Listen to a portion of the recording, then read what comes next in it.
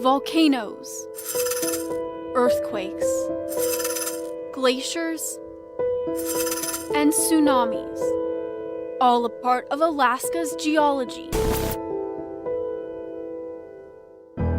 The truth and history about Mother Nature's natural hazards explained on The Fault in the Facts with Makayla Clark.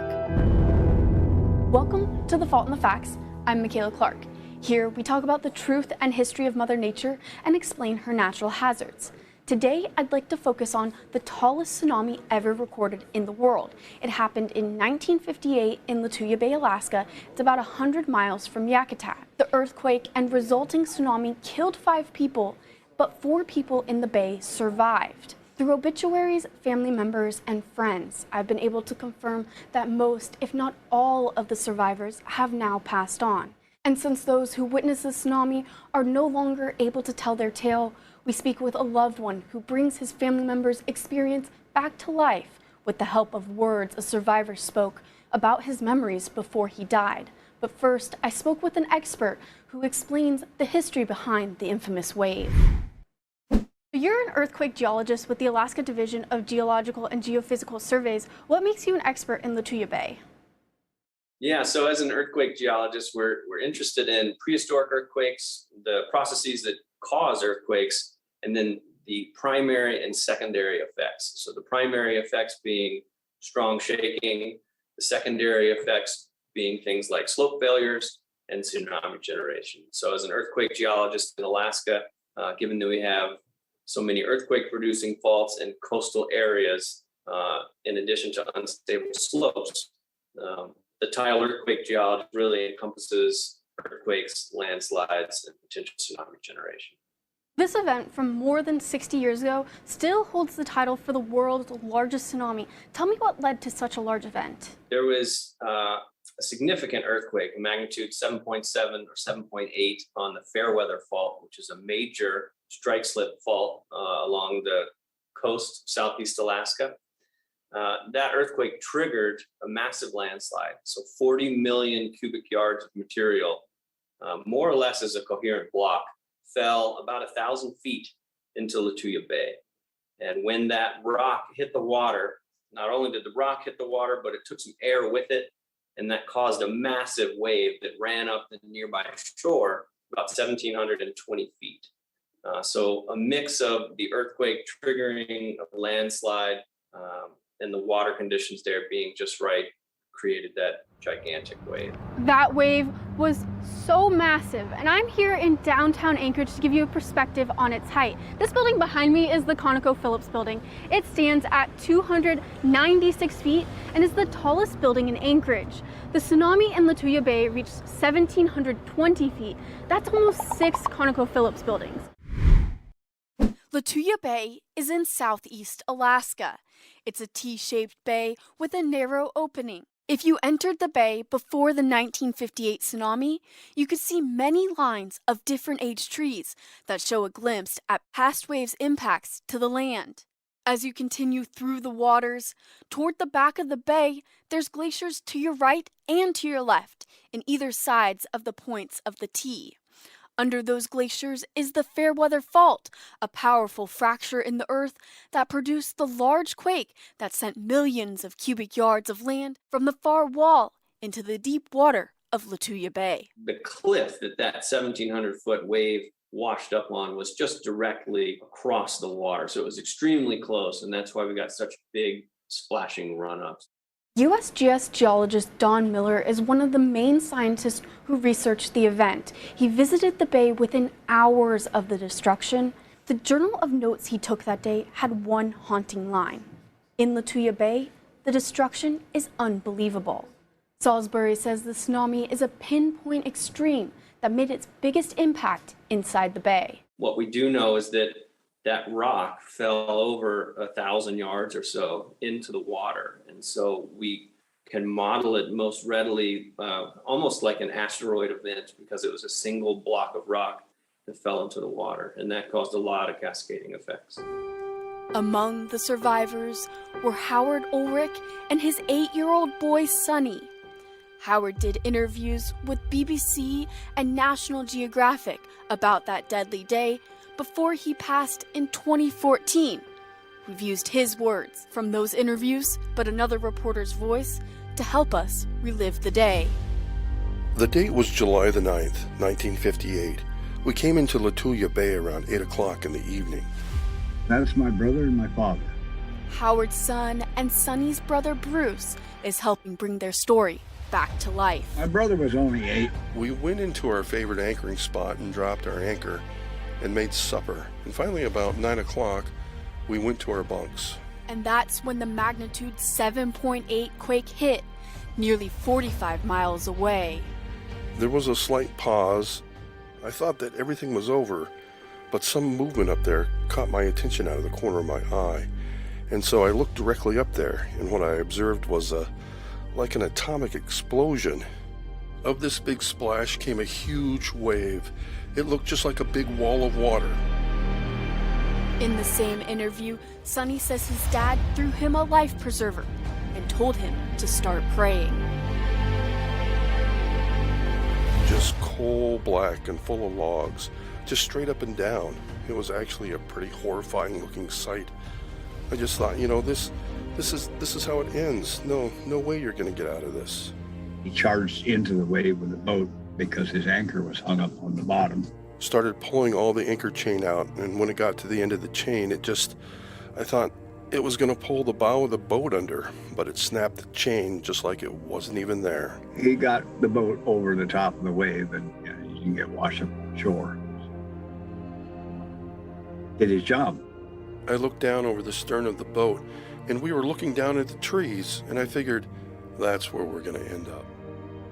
And he was just trying to do whatever he could to keep the boat pointed into the wave. I had never heard or seen anything like this. It was unbelievable. I couldn't imagine what could have caused anything. I just kept wondering what mechanism could cause something like that. Even with the force of the world's largest recorded tsunami, Howard navigated the boat through the water that was sloshing on all sides of the bay.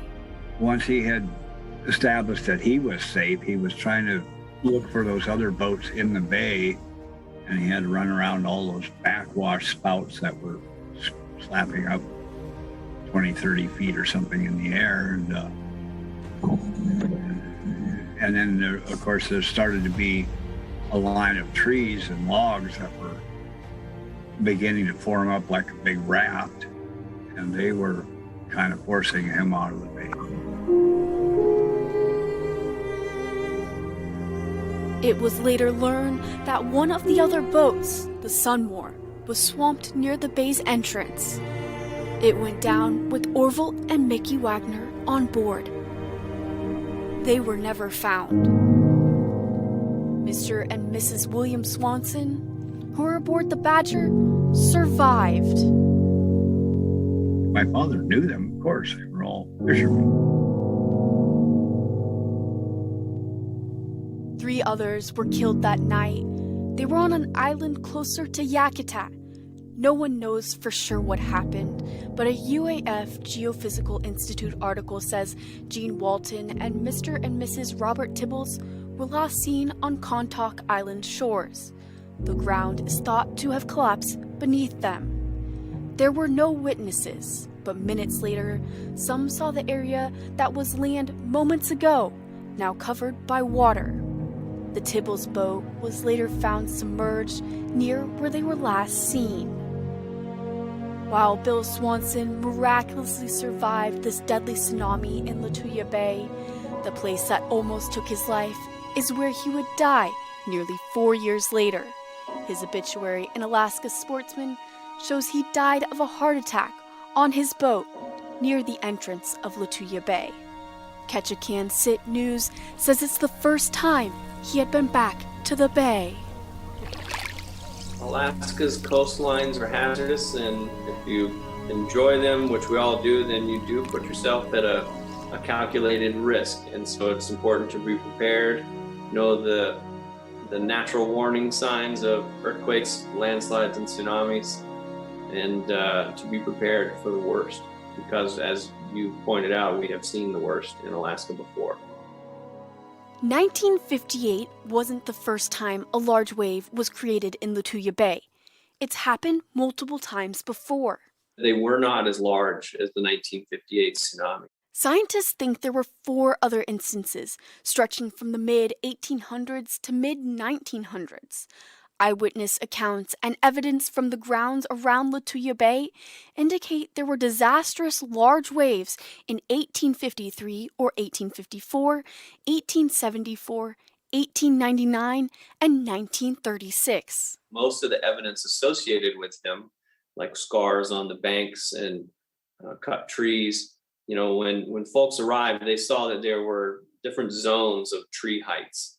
And so the most recently cleared areas had the shortest trees. But in 1958, most of that evidence was obliterated because it was larger. Multiple devastating waves in about a century. That's a lot. Salisbury says there are absolutely concerns that another destructive wave will come from Lituya Bay, but scientists say the probability of repeating the event is relatively low. The earthquakes in that part of the world will continue to happen. The likelihood for more large waves is almost inevitable. Salisbury says the Fairweather Fault under Lituya Bay's glaciers moves extremely fast. The combination of the geologic factors, including Fairweather Fault, as well as the potential for major rainstorms to trigger landslides, combined with deep fjordland water. The deepest water in Lituya Bay is about 700 feet. All those combined make the chances of another tsunami very likely. He says coastal Alaska's steep slopes and glaciated terrain can be very dangerous. Understanding that maybe staying away completely is not possible, I would tell folks to be aware of the natural warning signs of large earthquakes and or landslides. If you want to learn more about tsunamis in general or how to be prepared for one, check out the Fault in the Facts episode titled "Do Tsunamis Look Like They Do on TV?" But this show is called The Fault in the Facts, and I'd like to end with a fact about a fault. Salisbury explained that the Fairweather Fault that runs beneath the glaciers in Lituya Bay is a type of fault that moves side to side instead of apart or together. It is a major strike slip fault that moves about 50 millimeters per year, and that's a little faster than the San Andreas, whose average slip rate is about 33 or 34 millimeters per year. So this is one of the fastest coastal strike slip faults in the world, and it is what produced the magnitude 7.7 or 7.8 earthquake that triggered that rock fault. Thank you for tuning into this episode of The Fault in the Facts. It's a monthly segment right here on Alaska's news source digital platforms. If you have any questions or misconceptions about Mother Nature that you want answered, send us an email at streamingnews@ktuu.com.